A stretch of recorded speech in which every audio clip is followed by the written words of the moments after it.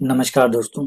आज का जो हमारा लेक्चर है उसमें हम एक नया टॉपिक स्टार्ट करने जा रहे हैं जिसका नाम है रूट्स एंड कोफिशिएंट। रूट्स का मतलब होता है मूल, जो समीकरण जो बहुपद है उसके जो मूल है उन्हें रूट्स कहते हैं।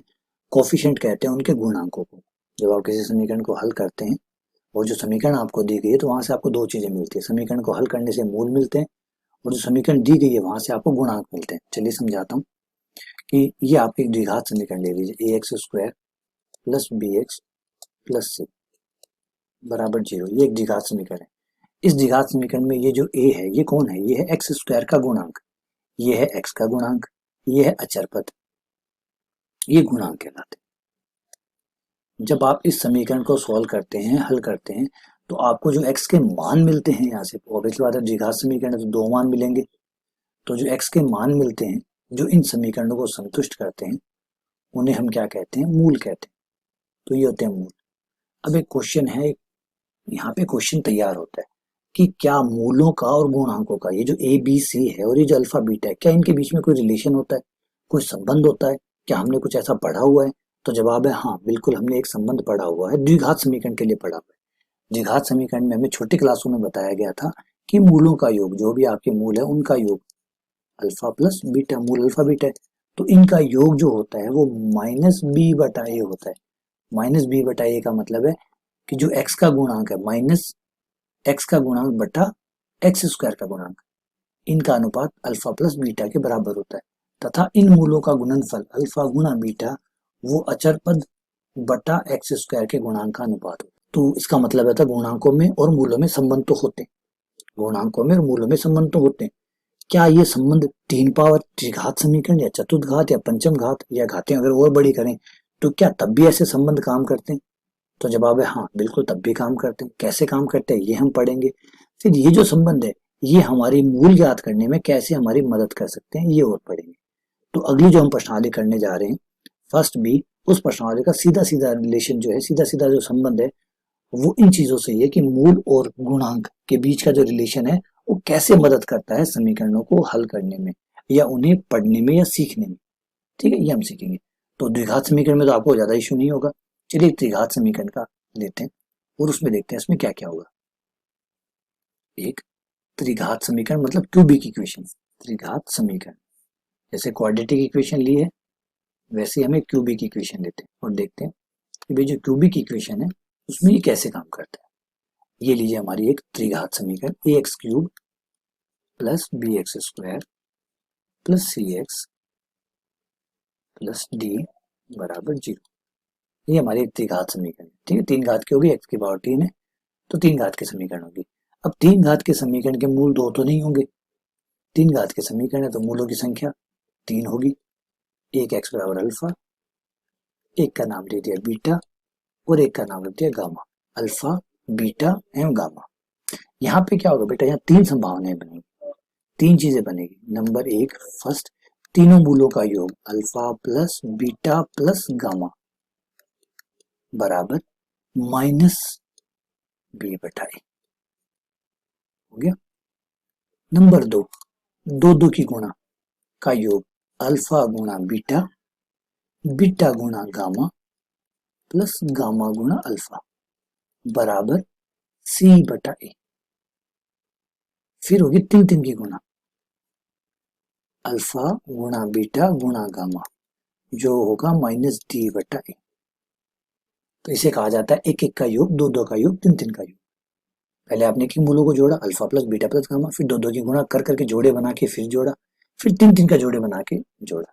अब तीन तीन का एक ही जोड़ा बन सकता है अल्फा बीटा गामा, दो दो के कई बन सकते थे, दो दो के कई जोड़े बन सकते थे। एक तो ये बन गया अल्फा बीटा, एक ये बन गया बीटा गामा, एक ऑब्वियसली बात है फर्स्ट और थर्ड का बन जाएगा अल्फा गामा। तो फिर दो दो का जोड़, तीन तीन का एक ही जोड़ा बनेगा अल्फा बीटा गामा। तो एक एक का योग, दो दो का योग, तीन तीन का योग, इस तरीके से चलता है। ये है त्रिघात समीकरण के लिए। अच्छा, उससे आगे चलें तो चतुर्घात समीकरण के लिए, तो बिल्कुल चतुर्घात समीकरण के लिए भी होगा। चतुर्घात समीकरण by quadratic equation, by quadratic equation, उसके लिए भी ये काम करेगा। इवन ये सबके लिए ही काम करेगा, जितने होंगे सबके लिए काम करेगा। लेकिन हम अपने आप को एक बार 4 घात तक रिस्ट्रिक्ट करेंगे। वैसे हम 4 घात तक ही पढ़ेंगे, क्योंकि 4 घात से ऊपर जाने का मतलब है कि फिर बहुत बड़ी बड़ी इक्वेशंस होनी शुरू हो जाएंगी। ये लीजिए 4 घात के लिए 4 घात की इक्वेशन ले ली। 4 घात के मूलों की संख्या भी बेटा 4 होगी। एक्स बराबर अल्फा, एक्स बराबर बीटा, एक्स बराबर गामा और एक्स बराबर डेल्टा। 4 मूल होंगे और 4 संभावनाएं बनेगी। एक एक का योग, दो दो का योग, तीन तीन का योग, चार चार का योग। तो पहले करेंगे एक एक का योग। Alpha plus beta plus gamma plus delta बराबर माइनस का बी बटा ए। तो ये जैसे एबीसीडी का क्रम चलता है ना, वैसे ही चलता है। पहले बी बटा ए आता है, फिर सी बटा ए आता है, फिर डी बटा ए आता है, फिर ई बटा ए आता है, एक एक में। अब दो दो में कई जोड़े बनेंगे, दो दो में इसमें 6 जोड़े बनेंगे। कैसे? अल्फा बीटा, आप ऐसे बना लीजिए, देखिए इनको ऐसे लिखिए, अल्फा बीटा गामा डेल्टा। 6 गुना कैसी होगी देखिए। सबसे पहले अल्फा को पकड़िए, alpha beta 1, alpha gamma 2, alpha delta 3 हो गई। अब अल्फा को छोड़ दीजिए, बीटा को पकड़िए, बीटा से स्टार्ट कीजिए, बीटा गामा बीटा डेल्टा। कितनी होगी? 5। फिर बीटा को छोड़ दीजिए। अब एक ऑप्शन लास्ट बचा आपके पास, कौन सा? Gamma delta. होगी 6 गुना। तो ये 6 गुना होती है alpha beta, alpha beta, alpha gamma, alpha delta. ये अल्फा की 3 गुना हो गई। फिर बीटा की 2 गुना, बीटा गामा, बीटा डेल्टा। फिर गामा की 1, गामा डेल्टा बराबर सी बटा। ये लीजिए। अब 3 3 पे आ जाइए। 3 3 पे आपको क्या करना है? थोड़ा सा दोबारा अक्लमंदी का इस्तेमाल करना है। अल्फा बीटा गामा डेल्टा, 3 3 के जोड़े कैसे बनेंगे? 1 बाय 1 करके एक एक को आप छोड़ते चले जाइए, एक एक को आप छोड़ते जाइए। कैसे? सबसे पहले आप डेल्टा को छोड़ दीजिए, सबसे पहले आप डेल्टा को छोड़ दीजिए। ये डेल्टा को हमने छोड़ दिया, छोड़ दिया तो क्या बना? अल्फा बीटा गामा हो गया। अब गामा को छोड़ दीजिए, गामा को छोड़ने पर बनेगा आपका अल्फा बीटा डेल्टा। सही है। अब बीटा को छोड़ दीजिए, गामा को रहने दीजिए, इसे छोड़ दीजिए, इसे छोड़ने पर बनेगा अल्फा गामा डेल्टा। अब अल्फा को छोड़ दीजिए, beta gamma delta minus D beta. बन गए। इस तरीके से आप 3 3 के बना लेंगे।